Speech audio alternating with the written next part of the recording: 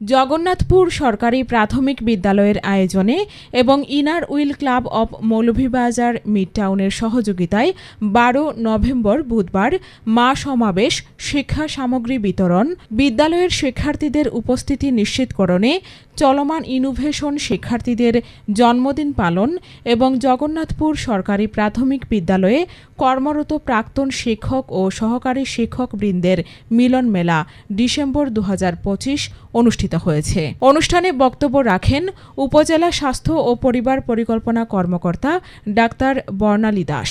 আমাদের যে ছোট শিশুরা, সে যে শুধু প্রেসিডেন্ট হয় না, সে একজন বিজ্ঞানী হতে পারে, সে অনেক বড় একজন স্বনামধন্য শিক্ষক হতে পারে, সে একজন কবি হতে পারে, একজন ভালো সাংবাদিক হতে পারে, সে একজন খুব বড় বিজনেসম্যান হতে পারে।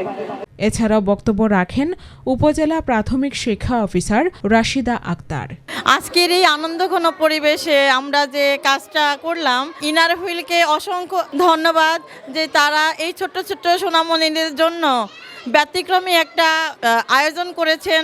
বাচ্চারা এতে অনেক আনন্দ পেয়েছে, উপকৃত হবে।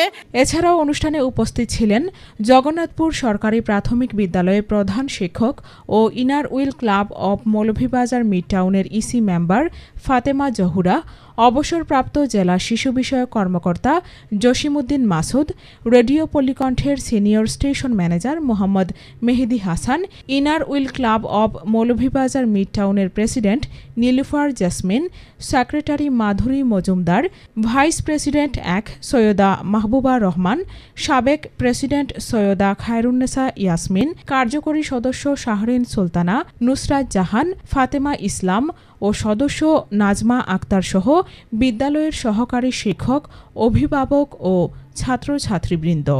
পলিরানী দেবনাথ, রেডিও পল্লীকণ্ঠ ৯৯.২ FM, মৌলভীবাজার।